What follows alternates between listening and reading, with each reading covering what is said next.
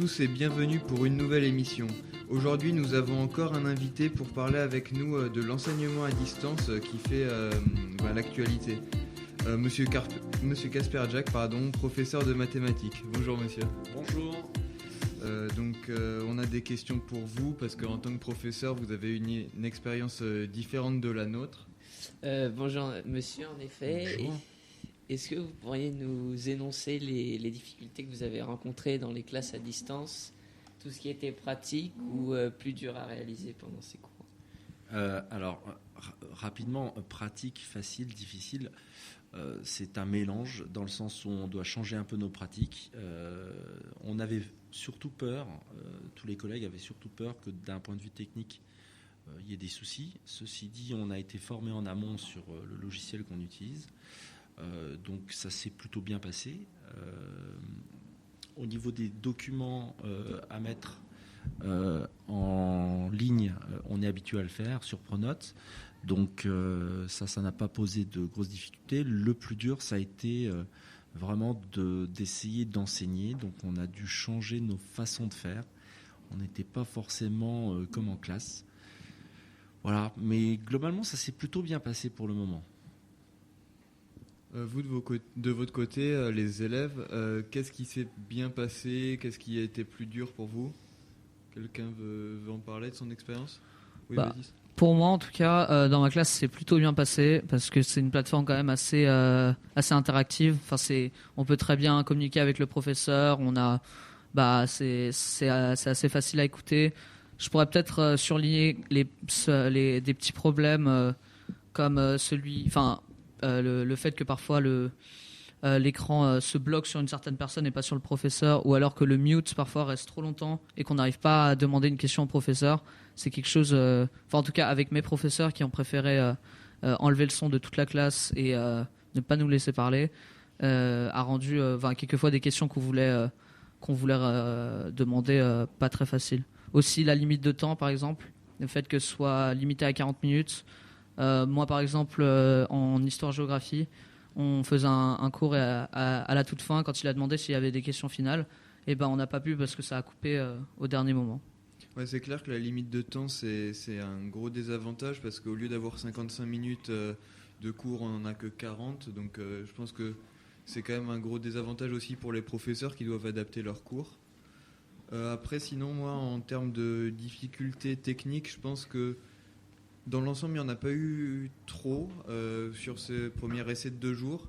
Et justement, avec l'expérience et au fur et à mesure qu'on en fait, ça devrait se régler. Ça va être tout le monde, les professeurs et les élèves qui vont apprendre à mieux connaître l'outil. Mais je pense que pour un premier essai, c'était plutôt concluant. Alors effectivement, si je peux intervenir sur l'aspect technique, certains élèves de chez eux avaient une connexion un peu moins bonne, donc parfois ça coupait effectivement. Au niveau du son, certains travaillaient sans casque, donc il y avait le retour micro qui revenait dans le son et du coup ça faisait des larcènes ou de l'écho. Donc voilà, il y a des informations qui sont passées auprès des classes pour que les élèves fassent un effort là-dessus, mais comme dit, avec l'habitude ça viendra. Alors j'espère qu'on ne prendra pas trop l'habitude parce que je préfère travailler en classe. Oui, Baptiste. Alors je voulais vous demander, est-ce que vous avez remarqué avec vos collègues une différence par rapport aux matières? Est-ce qu'il y en a certaines qui sont plus faciles peut-être à apprendre en vidéoconférence ou d'autres qui sont vraiment du coup moins faciles à apprendre? Alors ça n'engage que moi et je ne veux pas parler au nom de tous les collègues, mais j'en ai discuté un petit peu avec certains. Donc ce qui apparaît, c'est que c'est vrai que les matières où on a tendance à avoir un échange plus oral avec les élèves, ça passait mieux puisque ça s'y prête bien. Dans ma matière, moi je suis actuellement dans la plupart de mes classes en train de faire de la géométrie, donc il y a des figures à faire. C'était un petit peu plus compliqué. Alors j'ai joué avec la caméra en faisant la figure directement. On peut jouer avec GeoGebra, qui est un logiciel qui permet de faire des figures aussi, mais c'est un peu moins pratique. Et puis dans le côté difficile, donc ça va rejoindre un peu ce qu'on a dit tout à l'heure, c'est vrai que ça nous demande beaucoup plus de temps au niveau de la préparation. Ce qu'on pouvait faire directement au tableau en classe, c'est quelque chose qu'on ne peut pas faire. Il faut que ça soit préparé en amont. Donc le temps de préparation est plus grand et plus long. Oui, parce que ce qui était naturel avant de faire en physique, ça devient beaucoup plus dur tout de suite dès qu'il y a un écran entre l'élève et le professeur. Moi personnellement en maths, ma professeure a utilisé deux écrans, donc elle pouvait voir d'un côté et nous projeter à son écran où elle faisait les exercices, donc ça c'était assez pratique. Le seul problème c'est qu'il y avait un écho, mais ça c'est un truc qui va se résoudre. Mais après, vous voyez, je pense qu'aussi les mathématiques c'est un peu plus dur parce que par exemple mon cours de philosophie, le professeur nous a tous mutés, nous a même demandé d'éteindre la caméra et après il a parlé pendant sa séance et nous on prenait des notes. Donc c'est vrai qu'à ce moment-là c'est un peu plus facile parce qu'on a juste à écouter, à prendre en note comme on le fera en cours, c'est juste qu'on le voit pas. Donc là-dessus c'est vrai que c'est assez facile pour les langues. Justement par rapport aux sciences, notamment tout l'aspect TP, évidemment c'est des choses qu'on ne peut pas faire, que ce soit en techno, en physique, en SVT. Voilà, donc c'est des TP qui ne peuvent pas être faits à distance. Donc voilà les inconvénients de ces visioconférences. Et oui, puis après, au niveau des maths ou des matières un peu scientifiques, vu qu'il n'y a que 40 minutes de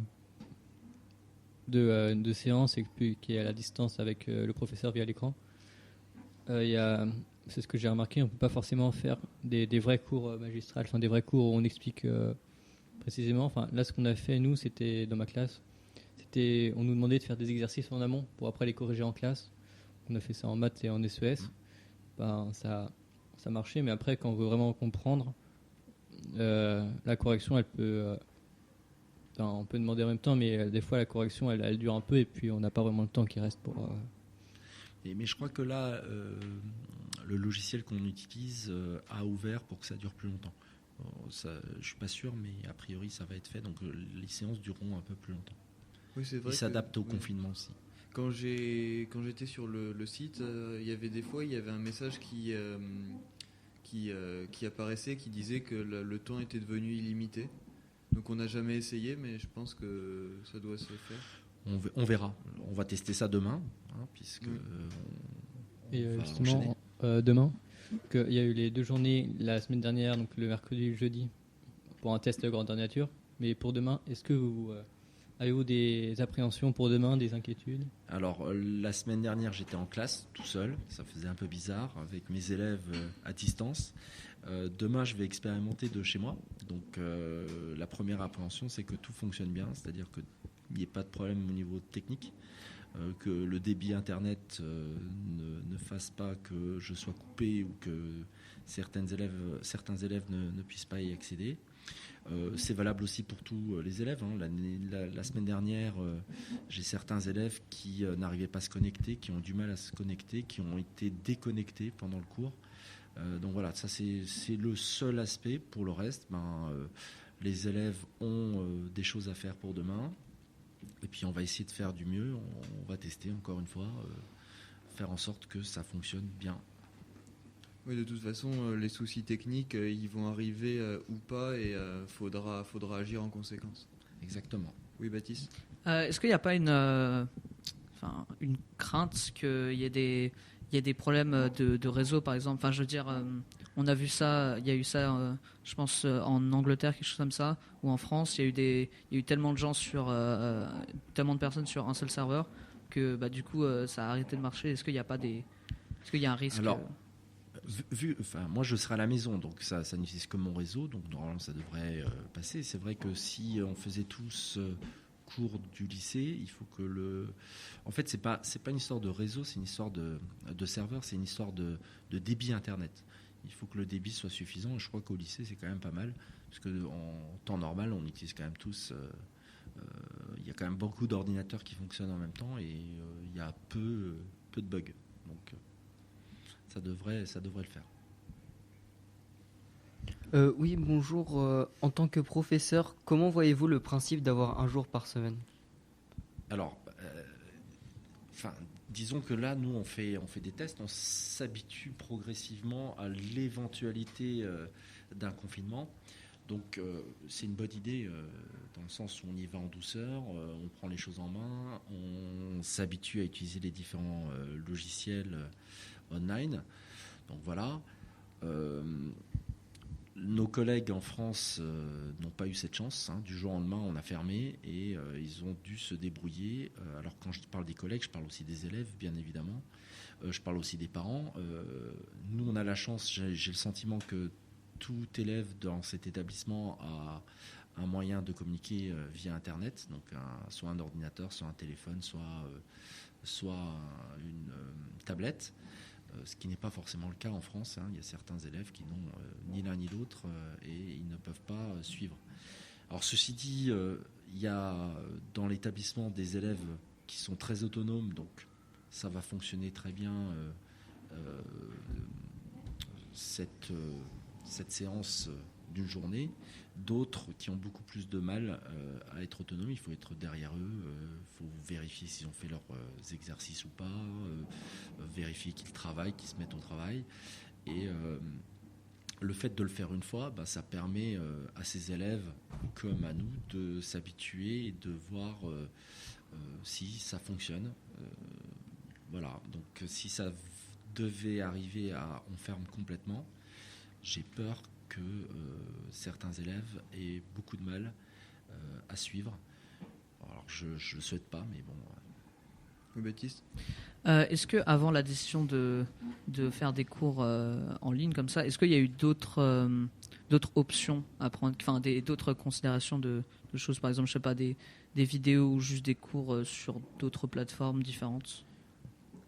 Alors, nous, on nous a proposé d'utiliser ce logiciel-là, de visioconférence.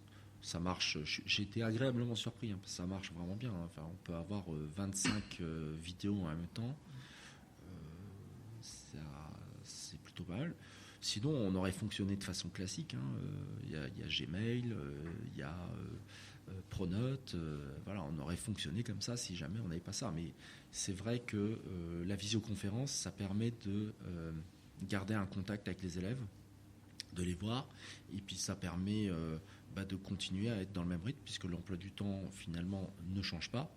Vous aviez français de 8h à 9h le lundi, vous continuez à avoir français le lundi de 8h à 9h, et donc vous devez vous lever, vous devez être prêt, présentable, etc., etc. Donc c'est comme si vous alliez à l'école d'une certaine manière. Et finalement, est-ce que vous pourriez nous faire un petit résumé de votre expérience? Donc peut-être, est-ce que vous pensez que c'est un succès? Et par contre, qu'est-ce que vous pensez des limites de la plateforme? Alors, c'est toujours mieux d'enseigner en classe. Et bien évidemment, ça permet de suivre les élèves au jour le jour, de vérifier que tout est bien fait, que les élèves se mettent au travail, et puis les élèves qui ont du mal, d'intervenir directement auprès d'eux pendant que les autres travaillent. La visioconférence, donc ça c'est sa limite, parce qu'on ne peut pas tout le temps vérifier que sur les écrans, regarder les 24 élèves en même temps, c'est pas possible. Donc, et puis certains peuvent couper la vidéo, certains peuvent couper le son, etc. Donc plus difficile à suivre. Globalement, on a été formés, les élèves ont été formés. Voilà, on se prépare. Moi, j'espère qu'on n'en arrivera pas à l'utiliser 24 heures sur 24, parce que ça demande un temps fou de préparation. Ça va décupler le temps de préparation. Pour les élèves, ils vont se retrouver aussi seuls face à leurs devoirs. Pas forcément un professeur qui peut être là pour intervenir et leur expliquer des choses. Alors évidemment, on peut toujours envoyer un mail, mais vous imaginez bien que si mes collègues reçoivent un mail, disons, sur 2 élèves, ça veut dire 60-70 mails par jour dans la boîte aux lettres. C'est difficile de répondre à tout le monde. Donc voilà, donc je souhaite que finalement, très vite, que ça revienne à la normale et qu'on n'ait pas à avoir utilisé ça longtemps. Alors pour l'instant, c'est un jour par semaine, mais c'est de l'entraînement. C'est de l'entraînement au cas où. Je pense qu'on est tous d'accord pour dire qu'avoir cours en classe, c'est plus facile pour tout le monde. Pour les professeurs, c'est moins de travail parce que c'est plus habituel. Après, pour les élèves... Je dirais pas que c'est moins de travail. Oui, non, je dirais que c'est un travail différent. C'est un travail différent, mais qui sera du coup plus facile parce que vous avez plus l'habitude. Disons que quand on fait une visioconférence, on doit préparer tout un tas de documents. C'est là où il y a le temps de travail qui est plus important. On doit préparer des documents qu'on ne ferait pas forcément en classe parce qu'on déciderait des figures au tableau, pour ma part. On écrirait au tableau. Donc on a un support, mais on n'a pas un document à destination forcément des élèves.